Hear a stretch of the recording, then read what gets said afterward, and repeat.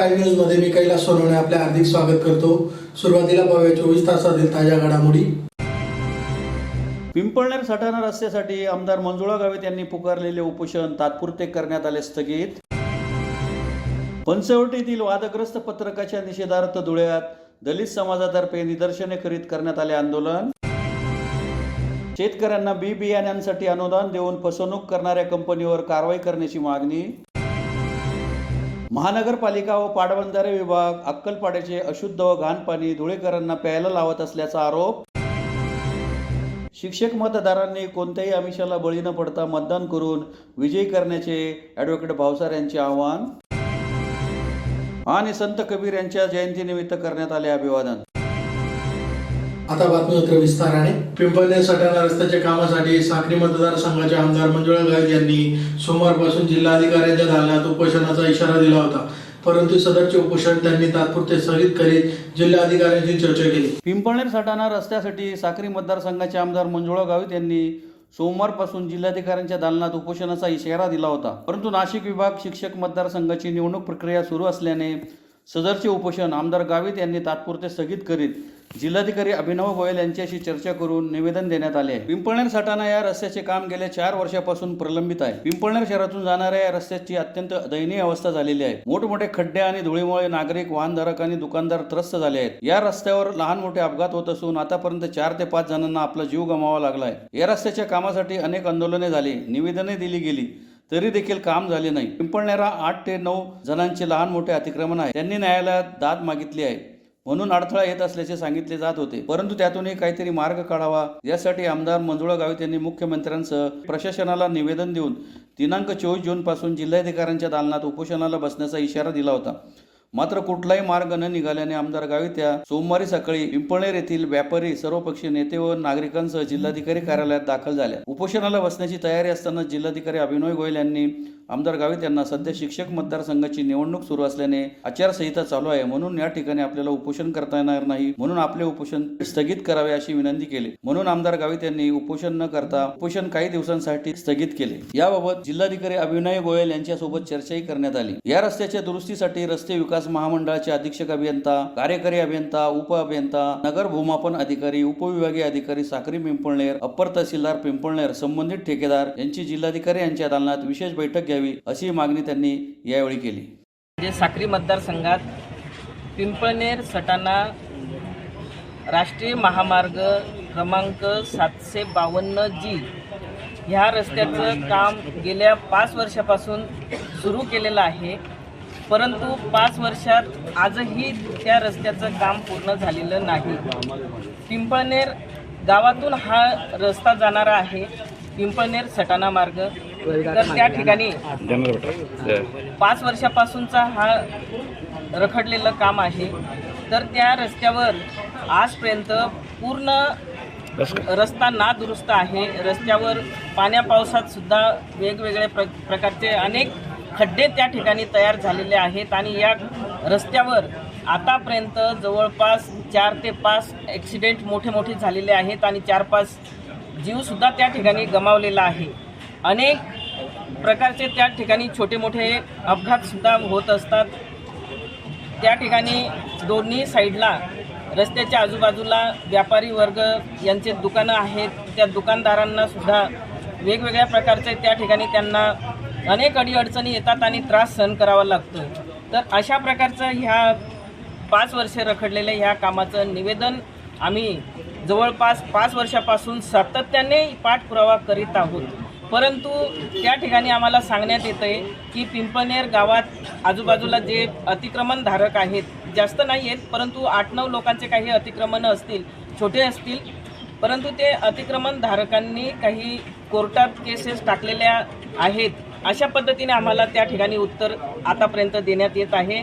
म्हणून त्या रस्त्याला आतापर्यंत अडथळा येतोय अशा पद्धतीने आम्हाला या ठिकाणी आतापर्यंत त्यांनी माहिती दिलेली होती, परंतु त्याच्यातून सुद्धा काही मार्ग काढता येईल या हिशोबाने आणि या उद्देशाने आम्ही सन्माननीय मुख्यमंत्री यांना देखील आम्ही दरवर्षी निवेदन देत असतो, परंतु याच्यातून काही मार्ग आतापर्यंत निघालेला नाही।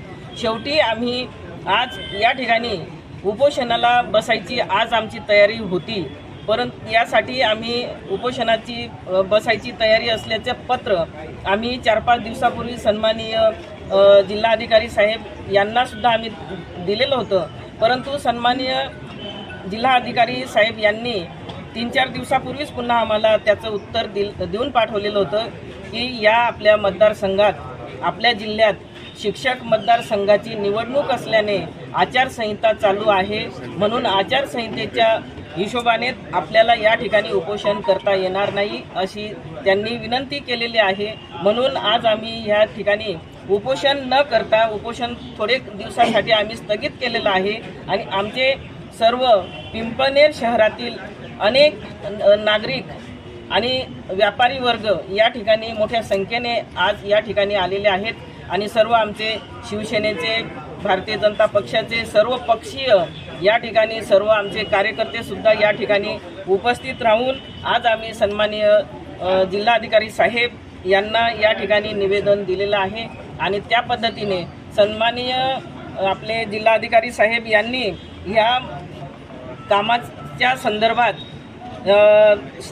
आपले रस्ते विकास महामंडळाचे अध्यक्ष अभियंता आणि कार्यकारी अभियंता, उपअभियंता, भूमापन, नगर भूमापन अधिकारी, उपविभागीय अधिकारी, साक्री आणि पिंपळनेर, अप्पर तहसीलदार पिंपळनेर आणि तसेच त्या कामाचे ठेकेदार आणि सर्व त्यांच्या संबंधित असलेले सर्व पदाधिकारी अशा सर्वांची आज कलेक्टर साहेबांच्या दालनात त्यांनी मीटिंग बोलवलेली आहे आणि त्याच्यावर ह्या कामावर ते नक्कीच तोडगा काढतील अशी आम्हाला अपेक्षा आहे. त्या पद्धतीने सन्माननीय जिल्हाधिकारी साहेब आम्हाला कळवतील, त्या पद्धतीने आपण ह्या त्यांच्या काम नक्कीच होईल अशी आम्ही आशा धरून आलेलो आहोत. जर पुन्हा अजून आम्ही जोपर्यंत आचारसंहिता आहे तोपर्यंत आम्ही वाट बघतोय, कामाला काही त्यात प्रगती होते, कामात सुधारणा होते किंवा नाही. काम जर नाही झालं तर पुन्हा अजून आम्ही मोठ्या संख्येने या ठिकाणी उपोषणाला आम्ही सर्व पिंपळनेरवासीय, सर्व पक्षीय आणि सर्व व्यापारी वर्ग, सर्व त्या परिसरातील सर्व नागरिक आम्ही या ठिकाणी मोठ्या संख्येने आम्ही पुन्हा अजून उपोषणाची तयारी आम्ही करणार.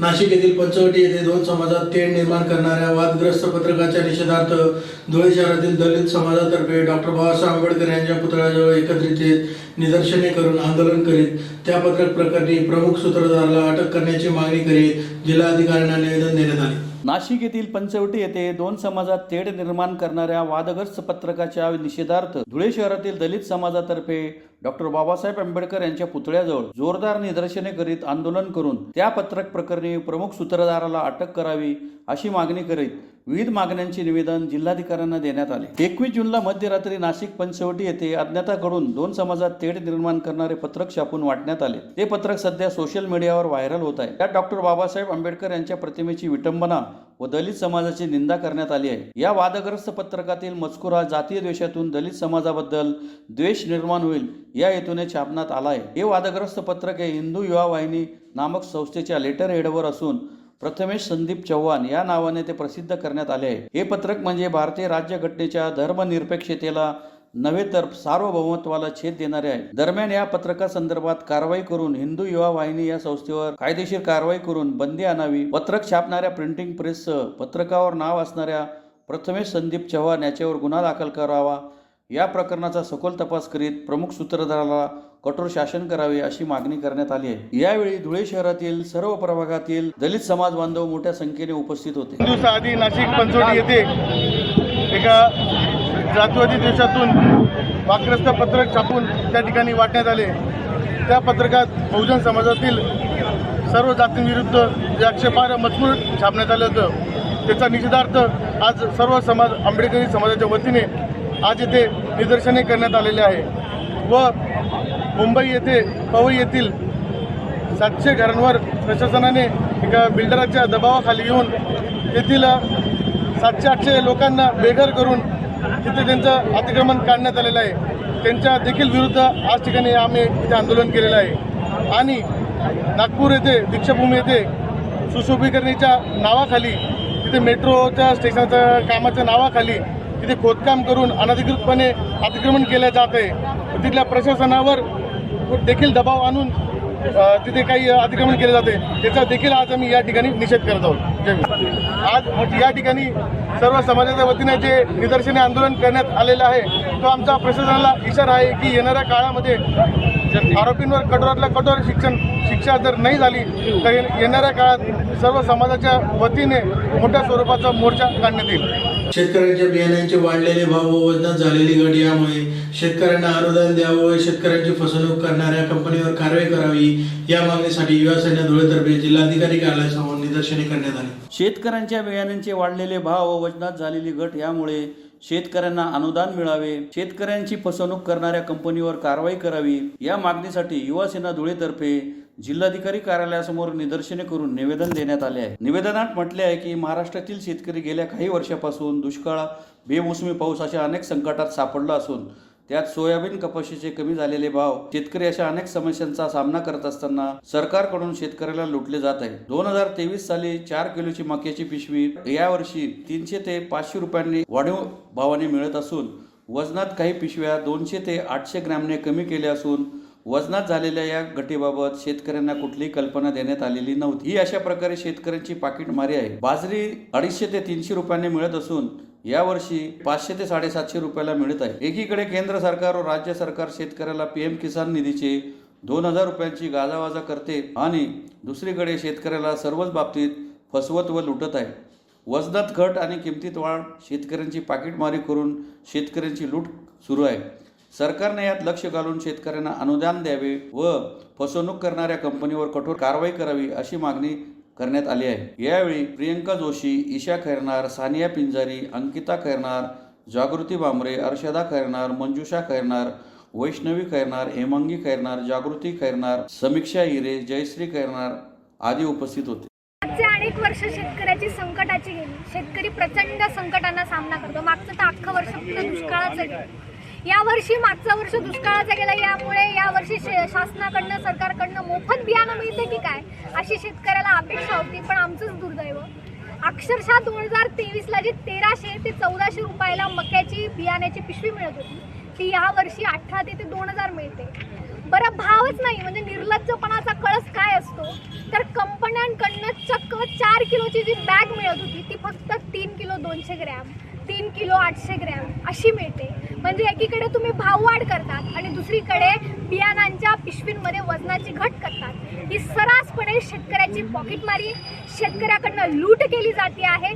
आणि कंपन्या हे जे वागता आहे त्याच्यावर जर सरकारचा कुठलाच अंकुश नसेल तर मला वाटतं महाराष्ट्राचे कृषी मंत्री, महाराष्ट्राचे मुख्यमंत्री, उपमुख्यमंत्री झोपा काढतायत का हा प्रश्न आहे. आज आम्ही जिल्हाधिकारी महोदयांना निवेदन देणार आहोत. आम्हाला तमाम शेतकऱ्यांना तुम्ही अनुदान द्यावं अशी त्यात विनंती केलीच आहे. परंतु झोपलेल्या कृषी मंत्र्यांना, मुख्यमंत्र्यांना आणि उपमुख्यमंत्र्यांना जाग यावी म्हणून आम्ही शेतकऱ्याच्या लेखी आज त्यांना अलाराम पोस्टाद्वारे भेट देणार आहोत. त्यांना विनंती आहे अलारामने तरी उठा. खरं तर या फक्त 1-2 गावातल्या मुली आम्ही जमलो आहोत. मी सरकारला सांगू इच्छिते जर महाराष्ट्रातल्या प्रत्येक गावातली 1 किंवा 2 मुली जर एकत्र जमल्या ना तर आम्ही मंत्रालयाला घेराव घालायला सुद्धा कमी करणार नाही. तुम्ही शेतकऱ्यांचं आंदोलन बघितलंय, शेतकऱ्यांच्या लेकींचं नाही. जेव्हा लेकी उभ्या राहतील तेव्हा तुम्हाला नक्कीच जाग येईल.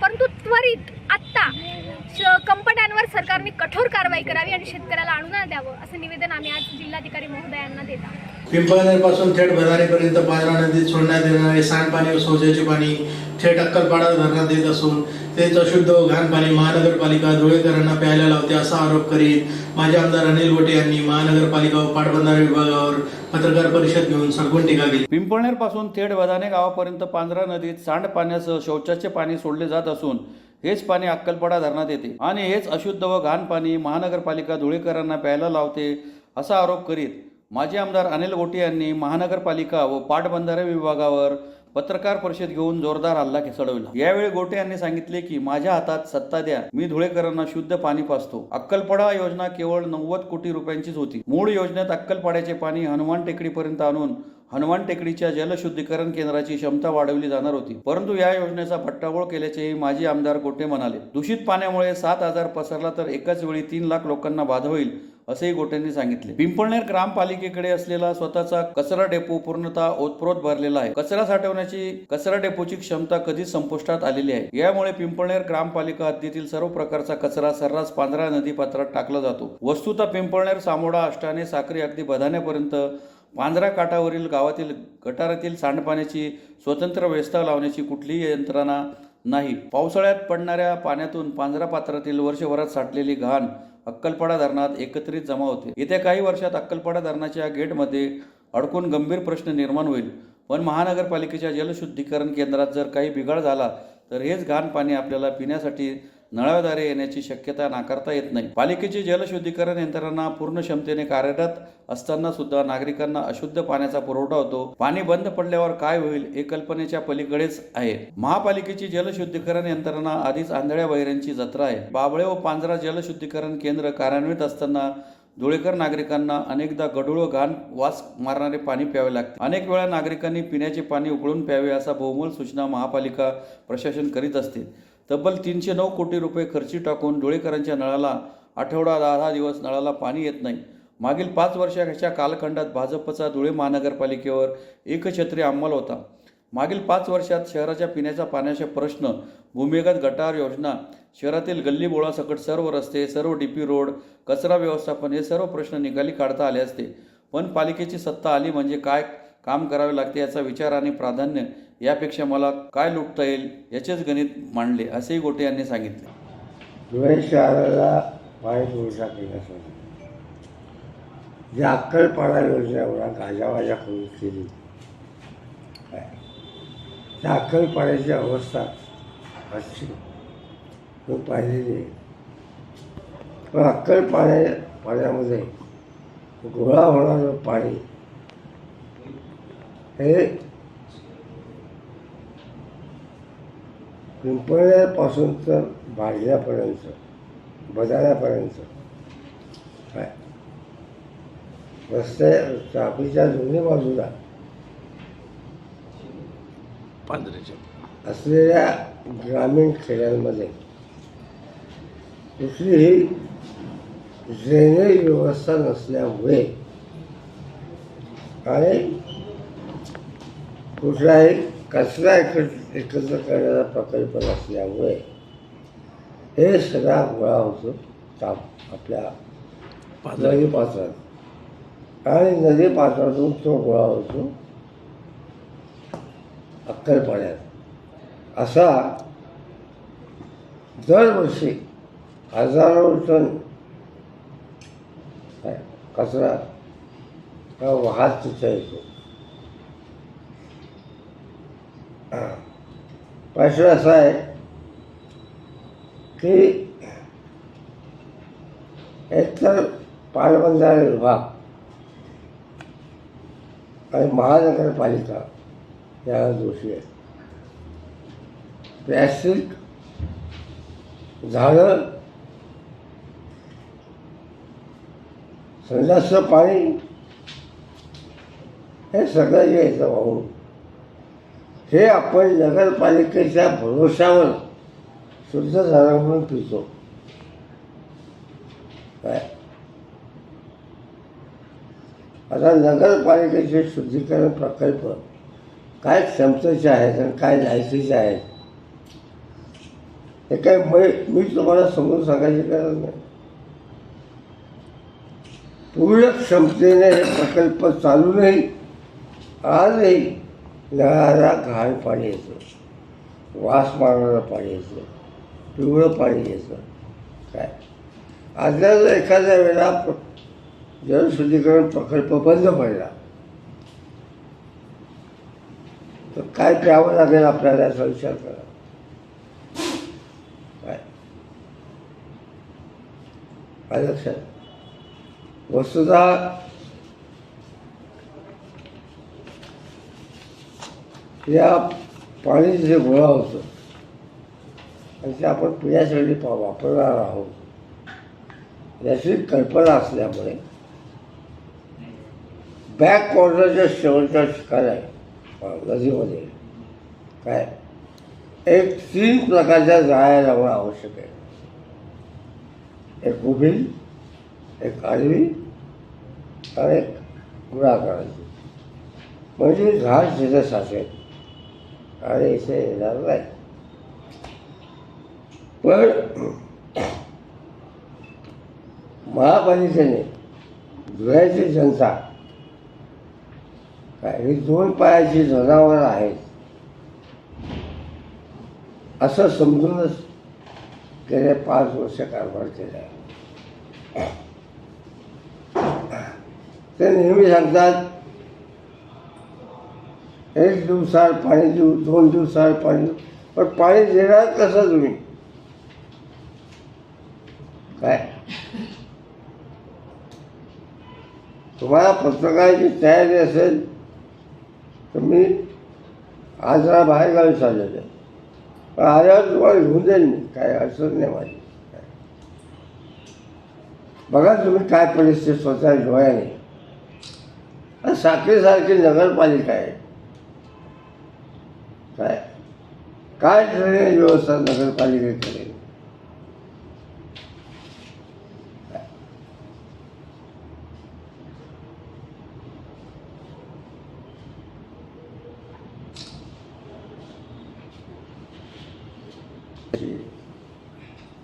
अहो, धुळे महापालिकेला कचऱ्यापासून वीज तयार करायचा प्रकल्प टाकता आला नाही, तर बिचारे लहान लोकच आहे काय.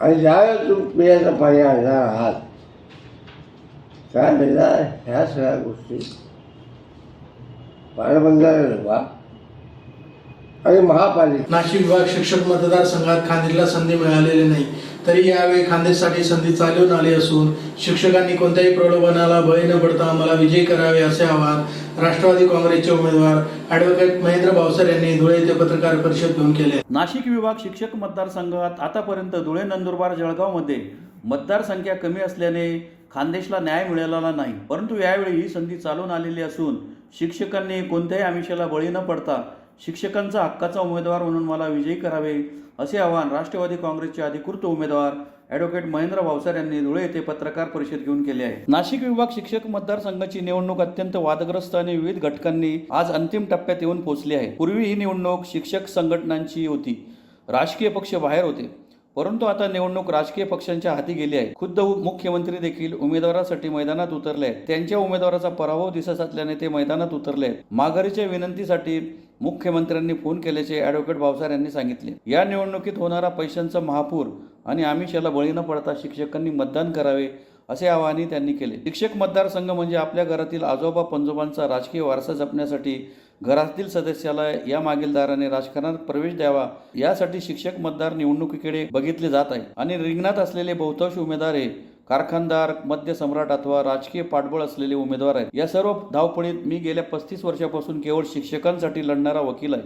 न्यायालयातून शिक्षकांचा लढा कायद्यातील त्रुटींमुळे अपयशी ठरत असल्याचे लक्षात आल्यामुळे हा लढा विधानसभेकडून शिक्षक आमदार म्हणून सुरू ठेवावा या हेतूने उमेदवारी केली आहे. या निवडणुकीच्या निमित्ताने प्रचार करताना शिक्षकांकडून मला उत्स्फूर्त प्रतिसाद मिळाला असून माझा विजय होईल असा दावा ॲडव्होकेट भावसर यांनी केला आहे. विधान परिषद आणि शिक्षक आमदार हे पद का निर्माण करण्यात आले याचाही शिक्षकांनी सखोल विचार करावा. जनरल निवडणुकीतून निवडून आलेले विधानसभेतील आमदार कुठल्याही विषयात तज्ज्ञ असतील असे नाही. अशा वेळी एखाद्या विषयावर विधानसभेमध्ये निर्णय घ्यायचा असेल तर तेथे त्या विषयातील तज्ज्ञांची आवश्यकता भासते. म्हणून विधान परिषदेची निर्मिती करण्यात आली आहे. विधान परिषद ही तज्ज्ञ व्यक्तींची आहे, तर विधानसभा ही जनरल निवडून आलेल्या लोकप्रिय सभासदांची आहे. विधानसभेत शिक्षण धोरण ठरविताना अथवा शैक्षणिक शासन निर्णय करताना अथवा शैक्षणिक कायदे तयार करताना विधान परिषदेचे शिक्षक आमदाराचे तज्ज्ञ मार्गदर्शन मागविले जाते आणि त्या आधारे शिक्षणाचे पुढील धोरण ठरवण्याच्या दृष्टीने शैक्षणिक कायदे करण्याच्या दृष्टीने शिक्षकांना मतदान करताना आपण निवडून दिलेला आमदार हा आपल्या शिक्षण क्षेत्रातील भविष्यातील महत्त्वाचे निर्णय घेऊन याची जाणीव ठेवून आणि त्या दृष्टीने अभ्यासू उमेदवाराला मतदान करावे असे आवाहन यावेळी त्यांनी केले. या प्रसंगी ॲडव्होकेट महेंद्र भावसार यांच्यासोबत राष्ट्रवादी युवक काँग्रेसचे प्रदेश उपाध्यक्ष सारांश भावसार, राष्ट्रवादी युवक काँग्रेसचे जिल्हाध्यक्ष सुमित पवार आदी उपस्थित होते. नाशिक विभाग शिक्षक मतदारसंघाची निवडणूक आज अंतिम टप्प्यात आली आहे. आज सायंकाळी प्रचार बंद होणार आहे. या शिक्षकांच्या निवडणुकीमध्ये कधी नव्हे ते माननीय मुख्यमंत्री हे देखील मैदानात उतरले आहेत. त्यामुळे या निवडणुकीला जे वेगळा टर्न मिळालेला आहे आणि आता अनेक मातब्बर उमेदवारांचे प्रलोभनं चालू झालेले आहे, काही भेटवस्तू चालू झाल्या आहे, पाकिटं चालू झाली, अशा बातम्या टी व्हीवर येत आहे आणि त्यामुळे या निवडणुकीला एक वेगळं वळण लागतं आहे. मी विनंती करेल शिक्षकांना की आपण विधान परिषदेत मतदान करताना आपण जो आमदार निवडून देत आहात तो शिक्षण तज्ज्ञ म्हणून विधानसभेमध्ये तुमचे शैक्षणिक धोरण ठरवणार आहे, तुमचे शिक्षणाचे निर्णय ठरवणार आहे आणि शिक्षणाचे कायदे ठरवणार आहे. त्यामुळे आपण हे छोटे छोटे प्रलोभनं न करता अभ्यासू उमेदवाराला आपण निवडून द्यावं अशी मी शिक्षकांना विनंती करेन. त्याचप्रमाणे धुळे, जळगाव आणि नंदुरबार या जिल्ह्यांना हे वर्चस्व, हे नेतृत्व आतापर्यंत फारसं मिळालेलं नाही आहे. मी या तिन्ही जिल्ह्यातून एकमेव उमेदवार आहे, त्यामुळे खानदेशला हे नेतृत्व देण्याची एकमेव संधी आहे. तर याचा आपण फायदा करावा आणि मला या निवडणुकीत मतदान करावं. मी केवळ गुणवत्तेवर आपल्याकडे मतदान मागित आहे, कुठलेही प्रलोभनं आमिष यामध्ये मी गेलेलो नाही. आपण शिक्षक आहात, सुज्ञ आहात, आपण मला मतदान कराल अशी मी अपेक्षा व्यक्त करतो. दोंडाईच्या येथे संत कबीर यांच्या जयंतीनिमित्त संत शिरोमणी कबीर सत्संग चॅरिटेबल ट्रस्टतर्फे अभिवादनाचा कार्यक्रम संपन्न झाला. संत कबीर यांच्या जयंतीनिमित्त दोंडाईच्या येथील संत शिरोमणी कबीर सत्संग चॅरिटेबल ट्रस्टतर्फे संत कबीर यांच्या प्रतिमेचे मान्यवरांच्या हस्ते पूजन करून अभिवादन करण्यात आले. या प्रसंगी माजी मंत्री डॉक्टर हेमंत देशमुख, संत शिरोमणी कबीर सत्संग चॅरिटेबल ट्रस्टचे अध्यक्ष चेतन शिरसाट, वंचित बहुजन आघाडीचे मक्कन मानिक, भोजसिंग रावल, मधुकर चव्हाण, शोभा शिरसाट, रुपाली चव्हाण, साक्षी शेवाळे, नंदिनी पांडा, मीना चव्हाण, अभिषेक चव्हाण, आबा चित्ते, मनोज महाजन, संदीप पाटील, सागर शिरसाट आदी उपस्थित होते. दोंडाईच्या शहरामध्ये वालखेड्यासारख्या ग्रामीण भागातून येऊन स्टेट बँकेमध्ये कॅशियर या नात्यानं यांनी 36 वर्षे या शहराची अतिशय निरलस, निस्वार्थपणे, कंटाळूपणे सेवा केली. हे आमचे मित्र चेतनराव शिरसाट हे कबीर पंथाचे सुरुवातीपासूनचे अन्वयी, त्याचे वडील देखील होते. महात्मा कबीर यांचा जन्म काशीमध्ये वाराणसीला झाला आणि 700-800 वर्षापूर्वी जेव्हा औरंगजेबाच्या काळामध्ये धर्माचा भेद हा लोकांच्या नजरेत यायला लागला, त्या काळामध्ये सगळे धर्म सारखेच आहेत. धर्म आणि जात माणसं निर्माण केली ती खरी नाही. माणसाने डोळसपणे, अंधश्रद्धा न ठेवता, बुद्धिवादाने सगळ्यांची, प्राणीमात्राशी सहानुभूतीने, प्रेमाने जगायचं आहे असा संदेश त्यांनी दिला. आणि ज्यांच्या अभंगाच्या वाणीतून अतिशय साधं सोपं आध्यात्मिक तत्त्वज्ञान हिंदुस्थानात प्रकट झालं. महात्मा कबीरांची उंची ही संत मंडळीमध्ये फार मोठी आहे. महाराष्ट्रामध्ये त्यांची ऐवजी फार मोठ्या प्रमाणात नाही आहेत. पण आम्हाला आनंद आहे की दोंडाच्यामध्ये महात्मा कबीर यांची शिकवण जिवंत ठेवण्याची आणि शक्य असेल तेवढ्या लोकांच्या मध्ये त्याचा प्रसार करण्याची एक मोठी उत्तम कामगिरी चेतनराव करतायत. त्याचा आम्हाला अभिमान आहे. आज त्यांच्या घरी महात्मा कबीर जयंतीच्या दिवशी महात्मा कबीरांची पूजा करण्याचा, त्यांच्याप्रती आदर व्यक्त करण्याचा हा एक मौका त्यांनी मला दिला, आम्हाला सर्वच दिला. मी त्यांच्या मनापासून आभारी आहे. धन्यवाद. पुन्हा एक नजर ठळक घडामोडींवर. पिंपळनेर सटाणा रस्त्यासाठी आमदार मंजुळा गावित यांनी पुकारलेले उपोषण तात्पुरते करण्यात आले स्थगित. पंचवटीतील वादग्रस्त पत्रकाच्या निषेधार्थ धुळ्यात दलित समाजातर्फे निदर्शने करीत करण्यात आले आंदोलन. शेतकऱ्यांना बी बियाण्यांसाठी अनुदान देऊन फसवणूक करणाऱ्या कंपनीवर कारवाई करण्याची मागणी. महानगरपालिका व पाटबंधारे विभाग अक्कलपाड्याचे अशुद्ध व घाण पाणी धुळेकरांना प्यायला लावत असल्याचा आरोप. शिक्षक मतदारांनी कोणत्याही आमिषाला बळी न पडता मतदान करून विजयी करण्याचे ॲडव्होकेट भावसार यांचे आवाहन.